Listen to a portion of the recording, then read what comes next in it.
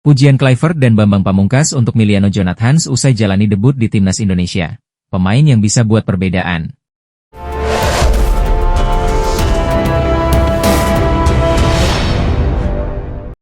Miliano Jonathans mendapat pujian dari Patrick Kluivert usai menjalani debutnya bagi Timnas Indonesia, Jumat, 5 September 2025. Miliano baru pekan lalu beralih status sebagai warga negara Indonesia, WNI.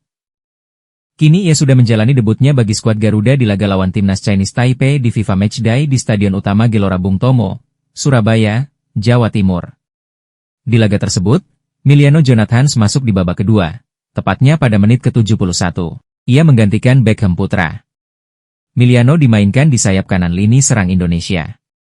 Penampilannya selama di lapangan sangat menjanjikan. Miliano Jonathans menunjukkan permainan impresif sejak masuk ke lapangan. Pemuda keturunan Depok, Jawa Barat, ini kerap kali melakukan penetrasi ke kotak penalti Chinese Taipei. Mantan pemain Vitesse Arnhem di Belanda itu juga beberapa kali mengkreasikan peluang emas, namun penyelesaian akhirnya masih belum mulus. Sudah lama saya ingin memanggil Miliano. Sebab saya pikir, ia adalah pemain yang benar-benar bisa membuat perbedaan. Sekarang kalian bisa melihat kualitasnya, puji Kluivert dalam konferensi pers setelah pertandingan. Tidak hanya Miliano, tetapi seluruh pemain Timnas Indonesia juga melakukan pekerjaan yang sangat bagus, jelas Kluivert. Statistik lapang bola menunjukkan bahwa Miliano merangkum total 2 tendangan, 11 umpan sukses, 1 dribble berhasil, dan menang 1 duel area. Ketika Miliano masuk, ia melakukan pekerjaan yang baik. Saya juga ingin memberikan apresiasi kepada pemain lain yang bermain dalam pertandingan ini, ucap Kluivert. Legenda Timnas Indonesia, Bambang Pamungkas pun ikut memberikan pujian terhadap debut Miliano Jonathans. Puzzle Timnas Indonesia kembali ditemukan, kita sudah lama tidak melihat gaya permainan seperti Miliano, tulis Bambang Pamungkas. Gaya mainnya mirip seperti legenda Timnas Belanda, Arjen Robben, semoga kualitasnya semakin meningkat, dia kan masih muda, tegasnya. Terdekat, Timnas Indonesia bakal berlatih tanding dengan Timnas Lebanon di Stadion GBT pada Senin, 8 September 2025. Timnas Indonesia tampil sangat luar biasa saat menghajar Chinese Taipei 6 gol tanpa balas di pertandingan FIFA Matchday. Sejak awal laga, Timnas Indonesia langsung mengambil inisiatif serangan yang dimotori oleh Beckham Putra, Egy Maulana Fikri, dan Eliano Reinders. Gol langsung tercipta saat laga baru berjalan 4 menit melalui tandukan Jordi Amat yang memanfaatkan umpan silang dari Beckham Putra. Proses gol itu berawal dari tendangan penjuru yang berhasil diadang oleh lini pertahanan Taiwan, tetapi kembali jatuh ke kaki pemain Indonesia. Beckham Putra yang menerima bola tanpa gangguan langsung memberikan umpan silang ke dalam kotak penalti dan berhasil ditanduk Jordi Amat. Unggul 1-0 membuat tim besutan Patrick Kluivert itu semakin sering menebar ancaman terhadap lini pertahanan Taiwan. Alhasil, Indonesia memperlebar keunggulan melalui Ramadan Sananta pada menit ke-23 yang memanfaatkan kemelut di muka gawang. Tertinggal 2-0 dari Indonesia, Taiwan mencoba untuk melakukan serangan. Namun, duet Jordi Amat Rizky Ridho bermain sangat disiplin. Gol ketiga untuk Timnas Indonesia datang pada menit ke-33 lewat tendangan akurat Mark Locke yang menghujam sisi kanan gawang Taiwan. Belum puas, Indonesia terus melakukan serangan demi serangan dan berhasil mencetak gol keempat melalui Eliano Reinders pada menit ke-38. Gol tersebut merupakan yang terakhir untuk kedua tim pada babak pertama, Timnas Indonesia untuk sementara unggul 4-0 atas Taiwan. Sesudah turun minum, semangat menyerang pasukan Patrick Kluivert sama sekali tidak mengendur. Kegigihan Sananta akhirnya terbayar pada menit ke-58, dia sukses mencetak gol kelima Indonesia setelah memanfaatkan bola liar di depan gawang lawan. Hanya 2 menit berselang, giliran Sandy Walsh yang mencatatkan namanya di papan skor. Dia berhasil memanfaatkan kemelut hasil tendangan bebas Mark Locke untuk membawa Indonesia unggul 6-0. Pada menit ke-66, publik Surabaya menyambut momen spesial, Mauro Zylstra resmi menjalani debutnya dengan menggantikan Sananta. Pada saat bersamaan, Kluivert juga memasukkan Tom Haye dan Marcelino Ferdinand untuk menggantikan Nathan Choyaon dan Egy Maulana. Tak butuh waktu lama, Zylstra hampir saja merayakan gol debutnya pada menit ke-70 lewat sundulan setelah menerima umpan sepak pojok. Namun, gol tersebut dianulir wasit karena ia dianggap lebih dulu melanggar kiper Hwang Chiu-lin. 1 menit berselang, debutan lain, Miliano Jonathans, juga masuk menggantikan Beckham Putra. Miliano juga sempat mempunyai beberapa peluang, namun sayang, dia gagal mencatatkan namanya di papan skor. Jika ditilik dari ranking FIFA, kemenangan telak Timnas Indonesia ini tak terlalu mengejutkan. Timnas Indonesia kini menduduki peringkat 118 FIFA, sementara Taiwan duduk di tangga 172. Hal ini juga langsung ditegaskan Patrick Kluivert sebagai pelatih kepala Timnas Indonesia. Meski mengaku puas, Kluivert kemudian sedikit memberikan evaluasi terhadap penampilan pasukannya ketika menggilas Taiwan tersebut. Saya bilang kepada Anda sebelum laga bahwa spiritnya fantastis, mereka tahu sistemnya sekarang adalah eksekusinya. Sebab semua orang tahu bahwa Taiwan punya ranking lebih rendah, kendati mereka negara dengan ranking lebih rendah, Anda perlu melakukan yang harus dilakukan. Hal itu yang saya lihat dalam tim dan itulah yang terpenting. Saya pikir di babak pertama para gelandang kami terlalu tinggi, itu berarti kami tak memiliki ruang untuk pemain sayap kami. Mereka mengubahnya di babak kedua dan Anda langsung melihat gol tercipta dengan sangat indah, kecepatan permainan sangat bagus. Saya pikir mereka melakukan pekerjaan yang sangat baik, seluruh personel tim berada di level yang bagus, ungkap Patrick Kluivert. Tentu kemenangan ini menjadi modal bagus bagi skuad Garuda jelang laga berat menghadapi Lebanon.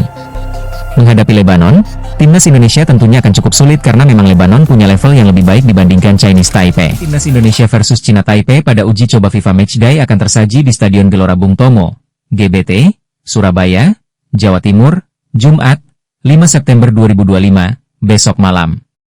Pelatih timnas Indonesia, Patrick Kluivert secara tegas enggan meremehkan calon lawannya, meski secara peringkat FIFA terpaut jauh. Cina Taipei ada di peringkat 172. Terpaut jauh dengan timnas Indonesia yang ada di peringkat 118. Lawan memiliki peringkat lebih rendah, tetapi itu tidak masalah, kami harus melakukan apa yang perlu kami lakukan, kata Patrick Kluivert saat jumpa pers jelang laga timnas Indonesia versus Cina Taipei di Stadion GBT Surabaya, Kamis, 4 September 2025. Hal yang paling penting saat ini adalah apa yang kami lakukan, apakah lawannya Kuwait, Taipei, atau negara lain. Kami harus melihat pada diri kami sendiri, tambahnya. Cina Taipei memang lawan alternatif di FIFA Matchday kali ini bagi Indonesia setelah Kuwait membatalkan secara tiba-tiba 2 pekan jelang pertandingan. Patrick Kluivert sempat mengaku kecewa terkait pembatalan lawan Kuwait, tim yang dinilainya lawan yang pas secara karakter permainan. Di mana 2 uji coba ini digelar, bagian persiapan timnas Indonesia jelang menjalani putaran keempat kualifikasi Piala Dunia 2026 zona Asia menghadapi Arab Saudi dan Irak pada Oktober 2025 mendatang. Kami harus hadapi lawan siapapun. Kami sangat siap menghadapi Taipei besok, tegas pelatih berusia 49 tahun itu. Kondisi tim sangat baik. Semangatnya bagus. Semua orang tahu apa yang ingin kami capai. Saya menantikan pertandingan besok. Semua pemain siap tampil bagus, pungkas Patrick Kluivert. Ungkapan sama juga disampaikan Kapten Timnas Indonesia, Rizky Ridho. Yang disampaikan pelatih benar, kondisi tim sangat baik, dan kami sangat siap untuk pertandingan besok, kata Rizky Ridho. Tentunya sangat baik karena sebelumnya mendapat kabar Kuwait tidak bisa hadir di sini.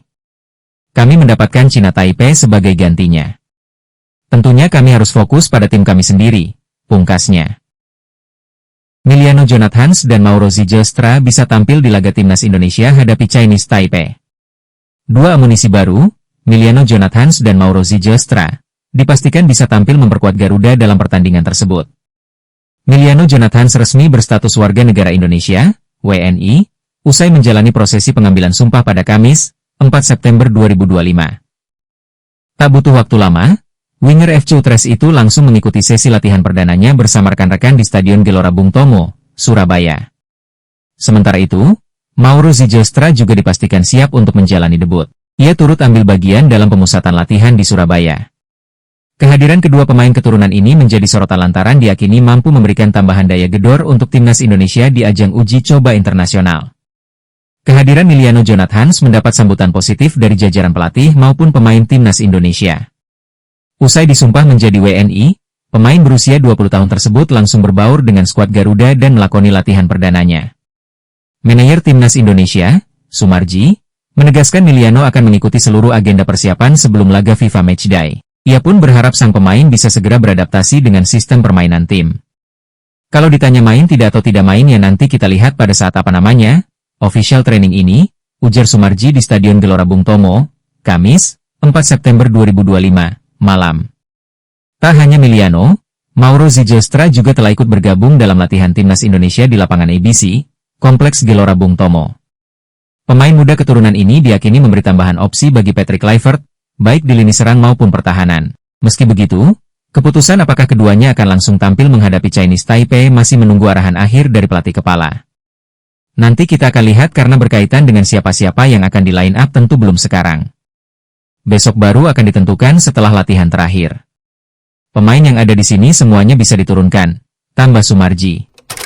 Timnas Indonesia U23 menemui kesulitan saat ditahan imbang 0-0 oleh Timnas Laos U23 pada matchday pertama Grup J kualifikasi Piala Asia U23 2026 di Stadion Delta Sidoarjo, Jawa Timur, Rabu 3 September 2025 malam waktu Indonesia Barat. Tergabung di Grup J dengan Korea Selatan dan Makau, Timnas Indonesia yang melawan Laos di laga perdana menemui kesulitan membongkar pertahanan berlapis Laos. Menit kelima, skuad Garuda Muda, asuhan Gerald van den Burg sempat unggul lewat sontekan Raihan Hanan. Sayang, salah satu rekan Hanan sudah dalam posisi offside. Hingga 15 menit laga berjalan, Indonesia masih kesulitan membobol gawang Laos yang menerapkan pertahanan rapat. Sejumlah upaya dilakukan skuad Garuda untuk terus menekan. Terbaik diperoleh Tony Firmansyah menit ke-23, namun bola masih bisa ditepis kiper Laos. Masih terburu-burunya pemain Indonesia memanfaatkan peluang untuk menciptakan gol. Justru penyelesaian akhirnya terus menemui jalan buntu. Indonesia harus puas bermain seri saat melawan Laos pada matchday sejumlah peluang tak kualifikasi Piala Asia U23 termasuk lewat variasi throwing yang dilakukan Robbie Darwish sekadar reformasi menghasilkan gol. Ini digelar di Stadion Delta Sidoarjo. Skor 0-0 menjadi hasil kedua tim. Pada Rabu 3 September 2025, pergantian dilakukan Van den Burg sebelum laga digelar. Timnas U23 Indonesia yang kesulitan di babak pertama dan kegagalan untuk meraih kemenangan ketimbang Laos. Digantikan Ricky Pratama dan Hoki Caraka. Lagi, tim asuhan Indonesia memang bermain di hadapan supporter sendiri. Namun Dewi Fortuna tak berpihak. Keuntungan yang ada tak bisa dimanfaatkan Fikri dan Raihan Hanan masih digagalkan kiper Laos. Skuad Garuda Muda dengan peluang gol dan harus puas bermain bebas masih gagal berbuah gol.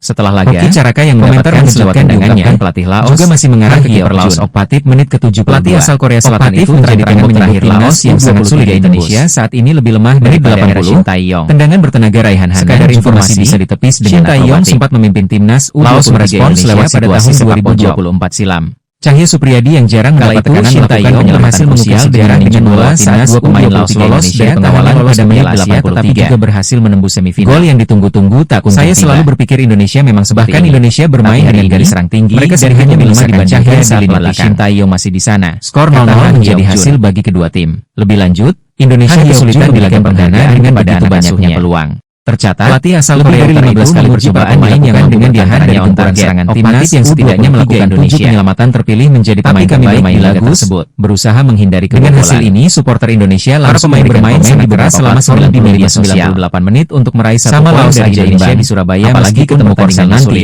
ucap Wahyu. Itulah mengapa kami mendapatkan hasil ini. Indonesia unggul, tapi ini sepak bola, yang dicari itu menang. Jadi statistik bagus kalau gak menangnya percuma, tulis Jamal. Permainan seperti ini MAH diketawain Coach STY, ketik Agus. Berikutnya, Indonesia akan menghadapi Makau pada 6 September sebelum bertemu tim kuat Korea Selatan U23 pada pertandingan terakhir, Selasa 9 September 2025. Timnas U23 Indonesia gagal meraih kemenangan pada laga perdananya di Grup J kualifikasi Piala Asia U23 2026.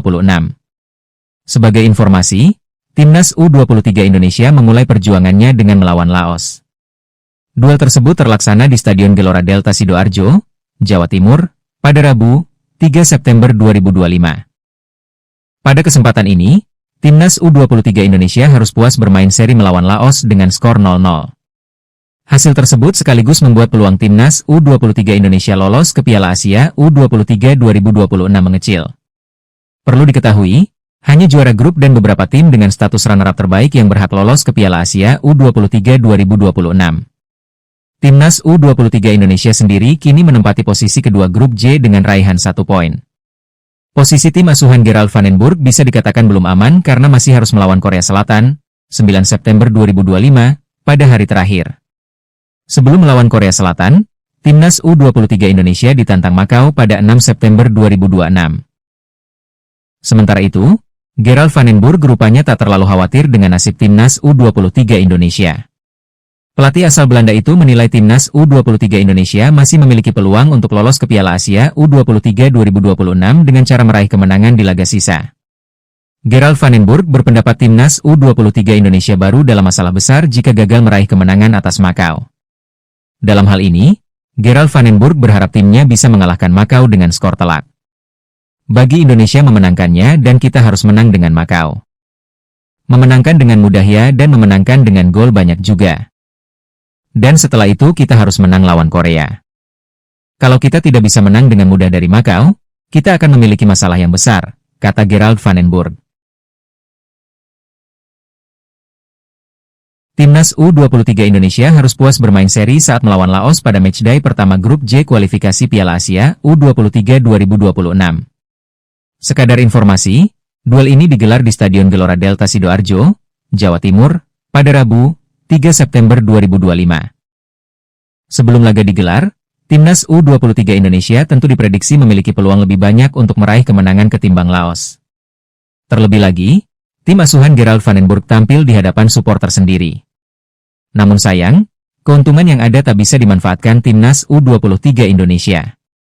Skuad Garuda Muda gagal mencetak gol dan harus puas bermain seri 0-0 melawan Laos. Setelah laga, komentar mengejutkan diungkapkan pelatih Laos, Ha Hyok-jun. Pelatih asal Korea Selatan itu terang-terangan menyebut Timnas U23 Indonesia saat ini lebih lemah daripada era Shin Tae-yong. Sekadar informasi, Shin Tae-yong sempat memimpin Timnas U23 Indonesia pada tahun 2024 silam. Kala itu Shin Tae-yong berhasil mengukir sejarah dengan membawa Timnas U23 Indonesia tak hanya lolos ke Piala Asia tetapi juga berhasil menembus semifinal. Saya selalu berpikir Indonesia memang seperti ini, tapi hari ini, mereka sedikit lebih lemah dibandingkan saat pelatih Shin Tae-yong masih di sana, kata Ha Hyok-jun.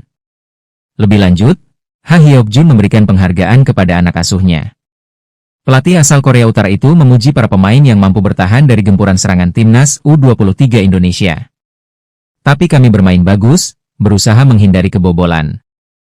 Para pemain bermain sangat keras selama 95-98 menit untuk meraih 1 poin dari Indonesia di Surabaya meskipun pertandingannya sulit. Itulah mengapa kami mendapatkan hasil ini, ujarnya. Pelatih Timnas U23 Indonesia, Gerald van den Burg, menyatakan pasukannya dalam kondisi apik jelang jumpa Laos dalam ajang kualifikasi Piala Asia U23 2026. Gerald van den Burg mengatakan itu dalam sesi konferensi pers pada Selasa, 2 September 2025, sehari jelang duel Timnas U23 Indonesia versus Laos. Partai Timnas U23 Indonesia versus Laos bakal dilangsungkan di Gelora Delta Sidoarjo pada Rabu, 3 September 2025, pukul 19.30 waktu Indonesia Barat. Saya pikir kondisi pemain bagus sebab mereka sudah bermain sebelumnya dan mereka berlatih bersama klub sekarang, ucap Gerald van den Burg memberikan kabar terkait kondisi pemainnya. Ya, ketika kualifikasi Piala Asia U23 2026 tiba, para pemain Timnas U23 Indonesia telah memanaskan mesin bersama klub masing-masing di pergelaran Super League 2025 hingga 2026. Super League 2025 hingga 2026 yang merupakan kompetisi kasta tertinggi Liga Indonesia sudah bergulir sejak 8 Agustus 2025 silam. Karena itu, optimisme pun diusung oleh van den Burg jelang laga Timnas U23 Indonesia versus Laos. Jadi normal kalau mereka berada dalam kondisi yang lebih baik. Kita akan lihat besok. Perasaan saya kami akan bermain bagus, tutur ex pemain sayap Ajax dan PSV tersebut. Faktor Gelora Delta Sidoarjo bisa menjadi tambahan motivasi bagi Timnas U23 Indonesia. Stadion tersebut kerap menghadirkan hoki bagi Timnas Indonesia di level kelompok usia. Timnas U19 Indonesia pernah jadi juara Piala AFF U19 pada 2013. Selain itu, Timnas U16 Indonesia arahan Fahri Husaini juga pernah merasakan nikmat jadi Raja ASEAN di Sidoarjo pada 2018. Kendati demikian, van den Burg tak mau pasukannya dibuat terlena dengan catatan itu. Anda harus berhati-hati sebab jika Anda selalu menang, suatu hari Anda juga akan merasakan kekalahan. Jadi kami harus tampil tajam, tutur Gerald van den Burg. Saya mantan pesepak bola dan saya tak peduli di mana saya bermain. Satu-satunya hal adalah, harus fokus, dan kami harus mengalahkan Laos. Itu adalah satu-satunya hal dan saya selalu senang bahwa banyak orang yang percaya kepada tim dan mereka berada di belakang kami. Itu adalah hal yang kami butuhkan, ucap pelatih berusia 61 tahun tersebut. Pelatih Timnas U23 Indonesia Gerald van den Burg memberikan pernyataan tegas soal 3 pemain naturalisasi yang dibawa untuk kualifikasi Piala Asia U23 2026. Pelatih berusia 61 tahun itu enggan menjamin 3 pemain naturalisasi Timnas U23 Indonesia bakal tampil starter. Menurutnya, pemain lokal yang ada di skuad Timnas U23 Indonesia juga memiliki kualitas yang apik, sehingga ia menuntut persaingan untuk memperebutkan posisi starter. Sebagai informasi, Timnas U23 Indonesia akan berlaga di kualifikasi Piala Asia U23 2026 yang berlangsung di Stadion Gelora Delta, Sidoarjo, 3 hingga 9 September. Dari nama-nama yang dipanggil Gerald van den Burg, terdapat 3 pemain naturalisasi yakni Rafael Struijk, James Raven, dan Dion Marks. Laga ini bakal menjadi debut bagi Dion Marks di kompetisi resmi setelah menjadi warga negara Indonesia, WNI, pada 8 Februari 2025 silam. Kini jelang laga perdana melawan Laos, pada Rabu, 3 September 2025, Gerald Van den Burg berbicara soal skuadnya. Ia ogah menanggapi satu pemain saja saat ditanya soal kehadiran Dion Marks di skuad Garuda. Saya punya 23 pemain. Dion salah satunya. Dia harus menunjukkan bahwa dia lebih baik dari yang lain, kata Gerald Van den Burg, dalam konferensi pers, Selasa, 2 September 2025. Dan begitu juga dengan Jens, begitu juga dengan Struijk, kalau kita mendapatkan pemain dari Eropa, mereka harus menunjukkan bahwa mereka lebih baik dari pemain yang kita dapatkan. Dan saya tidak peduli siapapun itu, tegasnya. Pernyataan Gerald Van den Burg itu mempertegas bahwa dirinya tidak menjamin pemain naturalisasi bakal starter. Ia meminta pemain harus berlomba memberikan penampilan yang terbaik. Tahukah Anda, begitulah cara untuk mencapai level yang lebih tinggi? Dan saya senang dengan mereka, tetapi mereka harus menunjukkannya, kata Van den Burg. Itulah satu-satunya hal dan saya sangat senang dengan pemain Belanda. Tapi saya bahkan lebih senang dengan pemain Indonesia. Kami harus menunjukkan siapa yang terbaik dan mereka harus berjuang satu sama lain untuk mencapai level yang lebih tinggi. Dan sekarang ada Jens, ada Hoki, ada Dion, ada Kadek dan mereka harus menunjukkan siapa yang terbaik. Mereka harus menempatkan diri mereka di level yang lebih tinggi. Dan itulah satu-satunya hal yang saya coba lakukan dan coba untuk membuat mereka mengerti. Karena saya bukan untuk Belanda, bukan juga untuk Indonesia. Saya di sini untuk tim nasional. Dan para pemain terbaik perlu bermain, tegas Gerald.